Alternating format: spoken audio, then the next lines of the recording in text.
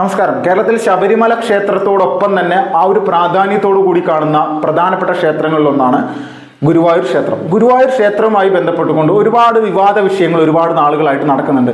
ഇപ്പോൾ കഴിഞ്ഞ കുറച്ച് ദിവസങ്ങൾക്ക് മുന്നേ ഒരു യുവതിയുമായി ബന്ധപ്പെട്ടുകൊണ്ടുള്ള കുറേ വാർത്തകൾ വന്നിരുന്നു. അവിടെ അവർ അന്യമത വിശ്വാസിയാണ്, അവരവിടെ കേക്ക് മുറിച്ചു. അപ്പോൾ ഇങ്ങനെയുള്ള കേക്ക് എന്ന് പറഞ്ഞാൽ നമുക്കറിയാലോ, മുട്ട ചേർക്കുന്ന ഒരു ഭക്ഷ്യവസ്തുവാണ്.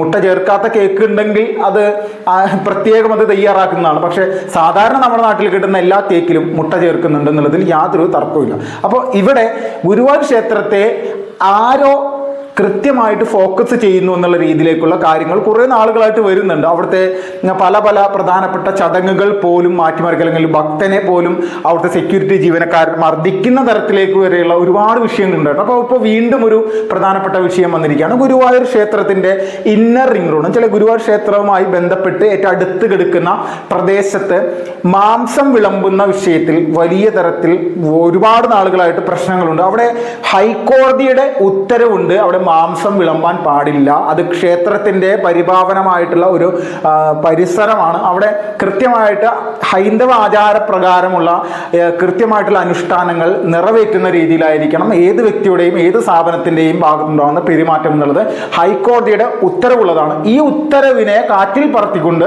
ഇപ്പോൾ ദേവസ്വം ബോർഡിൻ്റെ കീഴിലുള്ള ഒരു കെട്ടിടം നിർമ്മിക്കുന്ന അവിടെയുള്ള തൊഴിലാളികളുടെ ഭാഗത്ത് നിന്ന് മാംസം ഉണ്ടാക്കി വെച്ചിരിക്കുന്ന ഒരു വാർത്ത, ഒരു വീഡിയോ ഒക്കെ നമ്മളെല്ലാവരും കണ്ടിട്ടുണ്ട്. അപ്പോൾ ഇത് എന്താണ് ഈ ഒരു സംഭവമെന്ന് ഇന്നലെ മുതൽ വലിയ ചർച്ചകൾ നടന്നിട്ടുണ്ട്.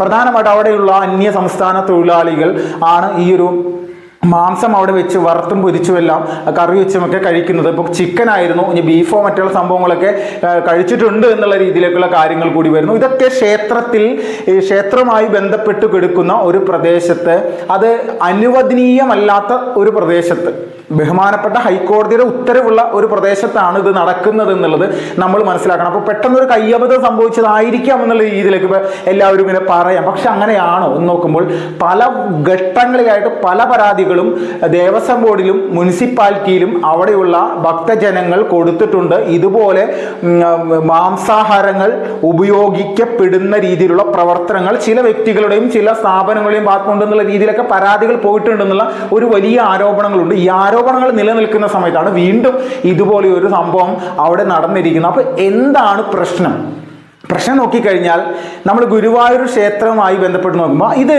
ഒരു കമ്മ്യൂണിസ്റ്റ് ഗ്രാമത്തിലാണ് ഗുരുവായൂർ ക്ഷേത്രം എന്നുള്ള രീതിയിലേക്കുള്ള ഒരു കാഴ്ചപ്പാട്, ഒരു പ്രതീതി സൃഷ്ടിക്കാൻ അവിടുത്തെ വർഷങ്ങളായിട്ട് അവിടെ മുനിസിപ്പാലിറ്റി ഭരിക്കുന്ന CPM-ന്റെ ഭാഗത്ത് ഉണ്ടാകുന്നു എന്നുള്ളതിൽ ഒരു തർക്കമില്ല. ഓരോ പ്രദേശത്തേക്ക് പോയി കഴിഞ്ഞാൽ അവിടെ ഓരോ നടകളിലേക്കും, 4 നടകളാണ് ഈ പറയുന്ന ഗുരുവായൂർ ക്ഷേത്രത്തിൽ. ഇവിടെ 4 നടയിൽ പോയി കഴിഞ്ഞാൽ പല പല സ്ഥലങ്ങളിൽ ഇവരുടെ പല സഖാക്കളുടെയും ക്ഷേത്രത്തിൻ്റെ തൊട്ട് മുന്നിലായിട്ട് ഇപ്പോൾ ഒരു വെയിറ്റിംഗ് ഷെഡ് ഉണ്ടെങ്കിൽ, അല്ലെങ്കിൽ പ്രധാനപ്പെട്ട മറ്റൊരു ബസ് സ്റ്റോപ്പ് ഉണ്ടെങ്കിൽ, പല സംഭവങ്ങളുണ്ടെങ്കിൽ ഓരോരോ പ്രതിമകൾ, AKGയുടെ പ്രതിമ, ഇത് ഗുരുവായൂർ സത്യാഗ്രഹമായി ബന്ധപ്പെട്ടുകൊണ്ട് അങ്ങനെയൊക്കെ കുറേ സംഭവങ്ങൾ, ഇതൊക്കെ ക്ഷേത്രത്തെ അല്ലെങ്കിൽ ഈ ക്ഷേത്ര നഗരിയെ ഇതുപോലെ ആക്കിയെടുത്തത് ഞങ്ങളാണെന്നുള്ള രീതിയിലേക്കുള്ള കാഴ്ചപ്പാട്. ഒരു മണ്ണാങ്കട്ടയില്ല. നരേന്ദ്രമോദി സർക്കാർ വന്നതിന് ശേഷം ഒരു വൃത്തിയും വെടുപ്പിലുള്ള ഒരു ഗുരുവായൂർ ഒരു നഗരം അവിടെ സൃഷ്ടിക്കപ്പെട്ടത്. 371 കോടി രൂപയാണ് അമൃത് പദ്ധതിയിൽ ഉൾപ്പെടുത്തിക്കൊണ്ട് ഗുരുവായൂരിന് മോദി സർക്കാർ നൽകിയിരിക്കുന്നത്. ഇത് തന്നെ ഇപ്പോൾ അവിടുത്തെ റെയിൽവേ സ്റ്റേഷൻ ആണെങ്കിലും മേൽപ്പാലമാണെങ്കിലും ഇതെല്ലാം ഇതുപോലെയുള്ള എല്ലാ സംഭവങ്ങളും BJP എന്ന് പറയുന്ന രാഷ്ട്രീയ പ്രസ്ഥാനമായി ബന്ധപ്പെട്ടിട്ടുള്ള ആ ഒരു ക്ഷേത്ര നഗര വികസനത്തിനായിട്ട് നമ്മുടെ സർക്കാരിൻ്റെ, കേന്ദ്ര സർക്കാരിൻ്റെ ഭാഗത്തുണ്ടായിരിക്കും. അപ്പോൾ ഇതൊക്കെ ഞങ്ങളാണ് ചെയ്യുന്നത് എന്നുള്ള രീതിയിലേക്കുള്ള പ്രതീതി വരുത്തി തീർക്കാൻ, ഇത് ഞങ്ങളുടെ കോട്ടയാണെന്നുള്ള രീതിയിലേക്ക് ആക്കിയെടുക്കാൻ കമ്മ്യൂണിസ്റ്റുകൾ വലിയ രീതിയിൽ ശ്രമിക്കുന്നുണ്ട്. അപ്പോൾ ഇങ്ങനെയുള്ള കമ്മ്യൂണിസ്റ്റുകാർ ഭരിക്കുന്ന മുനിസിപ്പാലിറ്റിയിൽ എങ്ങനെയാണ് ക്ഷേത്രത്തിന് അനുകൂലമായിട്ട് ഉള്ള ഏതെങ്കിലും ഒരു നടപടി ഇവരുടെ ഭാഗത്തുണ്ട്? ഏത് ഭക്തൻ അവിടെ ഒരു പരാതി കൊടുത്താലാണ് അതിന് നീതി ലഭിക്കുക? അപ്പോൾ ഇങ്ങനെയുള്ള സംഭവങ്ങളില്ല. നിരന്തരമായിട്ട് ക്ഷേത്രവുമായി ബന്ധപ്പെട്ടുകൊണ്ട് വിവാദങ്ങൾ ഉണ്ടായിക്കൊണ്ടേയിരിക്കുന്നു. ഈ വിവാദങ്ങൾ ഉണ്ടായിരിക്കുന്നു. ക്ഷേത്രത്തിൻ്റെ പരിപാലനത അല്ലെങ്കിൽ അവിടുത്തെ ആചാരാനുഷ്ഠാനങ്ങളെ മറികടക്കുന്ന, ലംഘിക്കുന്ന തരത്തിലേക്കുള്ള നിലപാടുകൾ യഥാർത്ഥത്തിൽ അവിടെയുള്ള ചില ആസുരിത ശക്തികളുടെ ഭാഗത്ത് നിന്ന് ഉണ്ടാകുന്നു.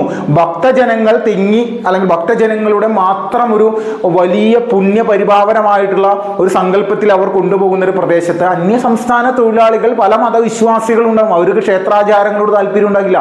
അങ്ങനെ വരുന്ന ആളുകൾ ക്ഷേത്ര പരിസരത്ത് കെട്ടിട നിർമ്മാണ തൊഴിലാളികൾ ആരും ആയിക്കോട്ടെ, ഇങ്ങനെയുള്ള ആളുകളുണ്ടെങ്കിൽ അവരോട് ഇവിടെ പാലിക്കേണ്ട നടപടിക്രമങ്ങൾ കൃത്യമായിട്ട് പാലിക്കണമെന്ന് കൃത്യമായിട്ട് പറയാനായിട്ടുള്ള ഉത്തരവാദിത്തം ദേവസ്വം ബോർഡിനും മുനിസിപ്പാലിറ്റി അധികൃതർക്കും ഉണ്ട് എന്നുള്ളതിൽ തർക്കമില്ല. അത് ചെയ്യാതെ പലവരെയും കടത്തി വിട്ടുകൊണ്ട് ഇവിടെ നിങ്ങൾക്ക് ആവശ്യമായിട്ടുള്ള സ്വാതന്ത്ര്യത്തോടു കൂടി ഇവിടെ എന്ത് വേണമെങ്കിലും ചെയ്യാം എന്നുള്ള രീതിയിലേക്കുള്ള നിലപാടുകളാണ് ഗുരുവായൂർ ചെയ്യുന്നത്. ഇത് ഗുരുവായൂർ മാത്രമല്ല, കെട്ടിട നിർമ്മാണ തൊഴിലാളികളടക്കമുള്ള പല ആളുകളും ഇന്ന് നമ്മുടെ മലയാളികളല്ലാതെ മറ്റ് സംസ്ഥാനത്ത് നിന്ന് വരുന്ന ആളുകളാണ്, അന്യ സംസ്ഥാന തൊഴിലാളികളാണ്. ഈ അന്യ സംസ്ഥാന തൊഴിലാളികൾക്ക് നമ്മുടെ ക്ഷേത്രങ്ങളോ നമ്മുടെ ക്ഷേത്രാചാര വിശ്വാസങ്ങളോ അവർക്ക് അതുമായിട്ട് യാതൊരു ബന്ധമില്ലാത്ത ആളുകളാണ്. അപ്പോൾ ഇത് മറ്റ് ക്ഷേത്രങ്ങളിലും ഇനി തുടരാനുള്ള സാധ്യതയുണ്ട്. ശബരിമല ആയിക്കോട്ടെ, മറ്റ് ചെട്ടികുളങ്ങര ആയിക്കോട്ടെ, ചോറ്റാനിക്കര ആയിക്കോട്ടെ, ഏത് ക്ഷേത്രമായിക്കോട്ടെ, ഈ ക്ഷേത്രങ്ങളിലേക്കുള്ള ദേവസ്വം ബോർഡുകളുമായി ബന്ധപ്പെട്ട് കിടക്കുന്ന ആളുകൾ അവരുടെ തലപ്പത്തിരിക്കുന്നത് കമ്മ്യൂണിസ്റ്റ് രക്തമുള്ള ആളുകളാണെങ്കിൽ അവിടെ ഇവർക്ക് ഏത് തരത്തിലുള്ള സ്വാതന്ത്ര്യത്തോട് കൂടിയിട്ടുള്ള കാര്യങ്ങൾ ചെയ്യാനും യാതൊരു തടസ്സമില്ലാത്ത രീതിയിലായിരിക്കും ഇവരുടെ ഭാഗത്തുനിന്നുള്ള നിലപാടുകൾ. അപ്പോൾ ഈ നിലപാടുകളെ കൃത്യമായിട്ട് കേരളത്തിലെ ഭക്തജനങ്ങൾ മനസ്സിലാക്കിക്കൊണ്ട് എന്താണ് ഇതിനു വേണ്ടിയുള്ള പരിഹാരം,